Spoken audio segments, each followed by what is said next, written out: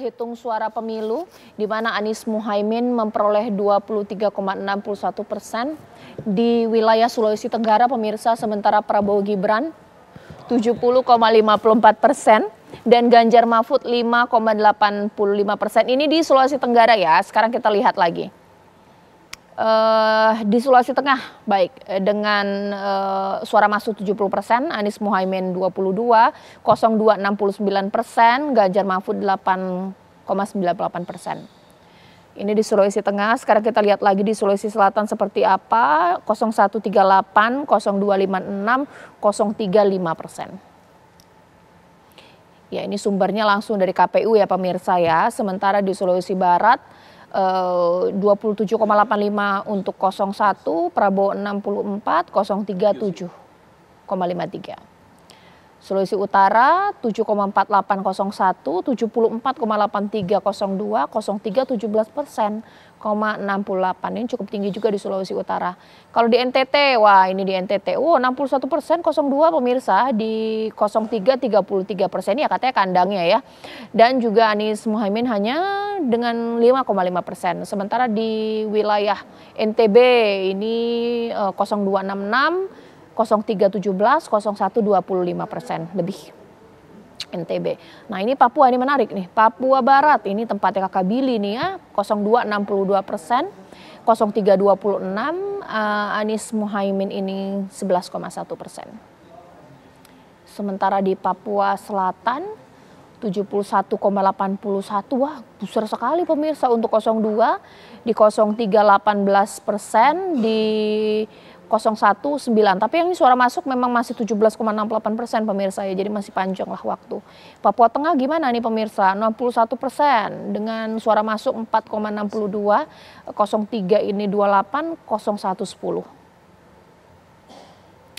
Papua Barat Daya, nah 59,5502, 26%, 03, 01, 13%, dengan suara masuk 36,32. Sumbernya KPU pemirsa ya, bukan sumber yang aneh-aneh. Nah sekarang saya ke Mas Umam. Mas Umam, ya memang bisa dibilang bahwa ya sekarang mungkin realistis saja ya. Saya ngebayangin kalau jadi orang Papua udah tinggal di pelosok sana, jauh dari pembangunan. Yang terpikir di benak mereka, siapa yang melakukan yang paling banyak untuk kita? Pastinya adalah pemerintahan sekarang, Pak Jokowi. Dan yang paling menjanjikan adalah 02. Meskipun di sini Mas Nahra mengatakan, ya enggak lah, kita juga pasti menjanjikan yang bagus-bagus. Bahkan juga 03 juga. Ya kita kan juga dorong Pak Jokowi untuk bekerja Indonesia Timur kan juga karena PDIP juga, bagaimana? Ya memang kalau misal menggunakan konsep linearitas elektoral, memang paslon yang mendapatkan dukungan dari kekuatan incumbent, meskipun sekarang nggak ada incumbent, tetapi kemudian penguasa memberikan seolah menjadi sponsor di balik koalisi, maka kemudian memang kutel efek yang dihasilkan dari capaian kinerja itu akan jauh lebih mengarah pada kubu paslon yang didukung. Ditambah lagi tadi ya ada beberapa poin yang tampaknya juga bisa di-highlight. Memang secara sosioantropologis pendekatan-pendekatan yang dilakukan oleh 02 itu relatif menunjukkan karakter timur. Karena lagunya. Salah satu, diakui atau tidak? Saya mencermati betul. Bagaimana di wilayah Manado. Manado itu Mbak, itu adalah kekuatan terbesar salah satu ya di wilayah Sulawesi Utara. Itu adalah basis terkuat PDIP. Bagaimana kemudian sebelumnya dia menguasai praktis bisa DPR RI-nya, itu bisa 3 orang dan sebagainya.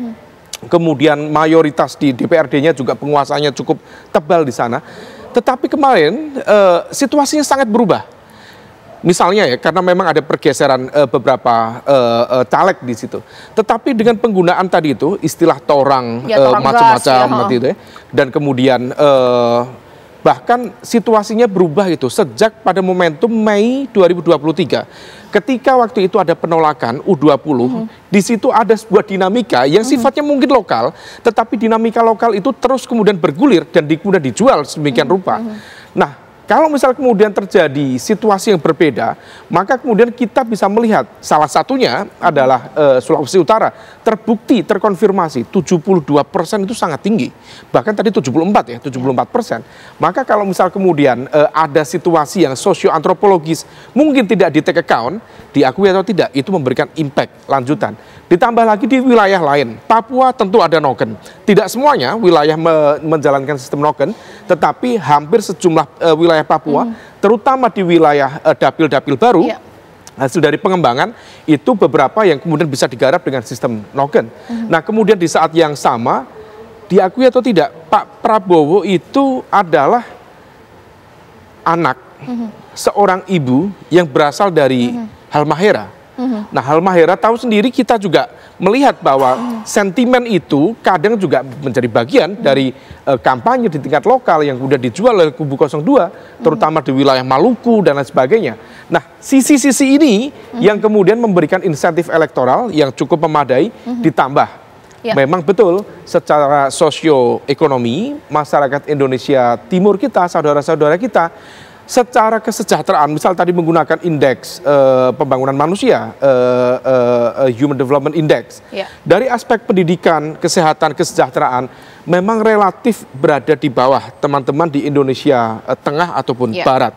Maka begitu kemudian ada mekanisme yang sifatnya bantuan, termasuk program, itu mereka kemudian bisa mempersepsikan itu jauh lebih positif, sehingga kemudian impact elektoralnya bisa lebih terasa. Saya pikir gitu. Saya ke Mas Ciko. Saya sampai lihat ini ya, ketika momen Ganjar datang ke Papua banyak sekali disambut oleh Drawa, disambut oleh tokoh adat, tidak kurang dari riuh yang terjadi di sana. Sebenarnya ketika tim datang ke sana, sambutan yang baik ini juga sekaligus memastikan juga sih bahwa ya pilih kita gitu. Jangan kemudian disambut baik karena PDIP tapi pilihan juga berbeda. Ya istilahnya split tiket tadi. Bagaimana Mas Ciko? Ya enggak dong. Pastinya kita semua turun ke bawah, TPN maupun PD Perjuangan, P3 maupun Hanura dan Perindo. Kita kan solid untuk mendukung Pak Ganjar ya kan. Setidak-tidaknya bahwa dianggaplah nggak solid. Tapi nggak mungkin suaranya segitu. Itu aja, anomalinya terlalu jauh. Ini terlalu aneh ya kan. Turn out jadi gini.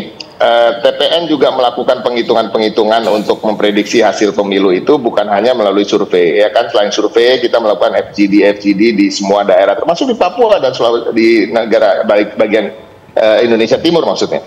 Nah ini juga kami salah satunya juga melihat turnout dari massa ketika kita melakukan kampanye, dan kita juga menghitung berapa pintu yang sudah kita ketuk, berapa tatap muka yang sudah dilakukan oleh para relawan ya untuk memenangkan Pak Ganjar dan Pak Mahfud. Begitu juga kunjungan Pak Ganjar dan Pak Mahfud. Pak Ganjar ini kalau dibandingkan capres yang lain, jujur bisa dihitung dia yang paling aktif dan berkeliling di mana-mana di seluruh Indonesia. Dan ini juga menjadi pertanyaan bagi kami. Jadi kalau mau ditanyain berulang-ulang apakah solid atau enggak, PDI Perjuangan insya Allah solid. Dan kita juga sangat keras untuk kader-kader yang tidak solid memperjuangkan Pak Ganjar. Mungkin sekarang saya ke Mas Nara singkat saja. Harusnya 01 itu dapat berapa sih di Indonesia Timur? Lah, versi dari 01 sendiri. Selama ini kita melakukan tidak quick count ya. Kalau quick count itu nggak bisa nggak bisa memotret itu manual kecurangan. Itu manual. Jadi kita kumpulkan semua C1 dari Indonesia Timur semuanya. Cuma sampai sekarang baru 6% ya. Kapan diumumkan itu nanti hasilnya? Dalam waktu dekat lah. Yang pasti kita nunggu KPU dulu, karena kita ingin kejujuran dulu. Kita juga punya C1, nanti kita bandingkan. Yang pasti kita berkeinginan di sana itu lebih dari 40 ya, sekitar 39-40 setelah yang lain. Tapi itu bahwa ini ada perubahan-perubahan yang dilakukan oleh partai-partai pendukung, partai pengusung. Ini kita lakukan. Bahwa kemudian program-program untuk Indonesia Timur juga luar biasa bagus. Tetapi sekali lagi kita harus mengingat bahwa kita perlu keadilan dan kesejahteraan dan pemerataan, termasuk dari pemerintah, termasuk dari penyelenggara pemilu. Jadi bukan hanya kita disuruh untuk ngapain aja, tetapi juga kita harus dilayani dengan baik. Jangan beda-bedakan, jangan diskriminasi, dan juga harus adil. Tidak boleh kita membiarkan kecurangan terjadi. Karena bagaimanapun orang butuh makan gitu loh. Kalau diguyur dengan bansos selesai semua itu. Kakak Billy terakhir, kalau ada yang meragukan suara besar dari 02 di Indonesia Timur, coba yakinkan mungkin memang kita dapat angkanya segitu karena kita melakukan luar biasa dibandingkan paslon lain. Silakan Kakak Billy. Ya, mungkin sedikit klarifikasi cepat, ibunya Pak Prabowo bermarga Sigar itu dari Minahasa, Sulawesi Utara. Tapi prinsipnya benar, beliau dari Indonesia Timur. Jadi yang disampaikan tadi juga benar, dan memang tidak ada hubungan genetik yang begitu kuat, dan beliau aktif membangun kampungnya di sana, di Lengoan, Pak Prabowo. Walaupun nggak capres juga memang dari dulu beliau aktif memperhatikan. Nah, Jadi saya sudah argumentasi saya tadi 3 sudah cukup menjawab. 1, bahwa yang ditunjukkan di quick count dengan yang nyata real di lapangan sambutan meriah itu cocok. Jadi apa yang tertulis secara vote dan apa yang terjadi sambutan masyarakat di lapangan itu clear. Kemudian akseptabilitas Prabowo Gibran di Indonesia Timur itu terjadi bukan hanya karena Jokowi, benar karena Jokowi effect dan ada narasi mereka melanjutkan pembangunan, tetapi juga Pak Prabowo dan Mas Gibran membawa narasi-narasi pembangunan yang inklusif untuk Indonesia Timur. Yang dilihat dari asta citanya itu keinginan untuk pembangunan berkeadilan, memberikan panggung, memberikan kesempatan yang setara.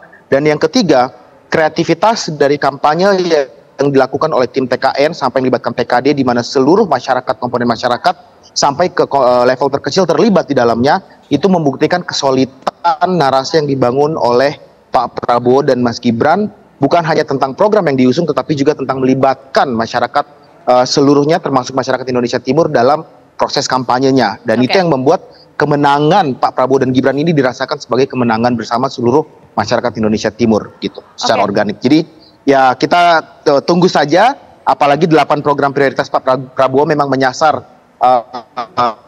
wilayah-wilayah yang masih tertinggal, termasuk wilayah Indonesia Timur. Oke, Mas Umam, terakhir bahwa sambil kita menunggu hasil KPU, baik kiranya juga masing-masing paslon itu menyadari kelebihan kita di sini, strateginya, kekurangan di sini bagaimana?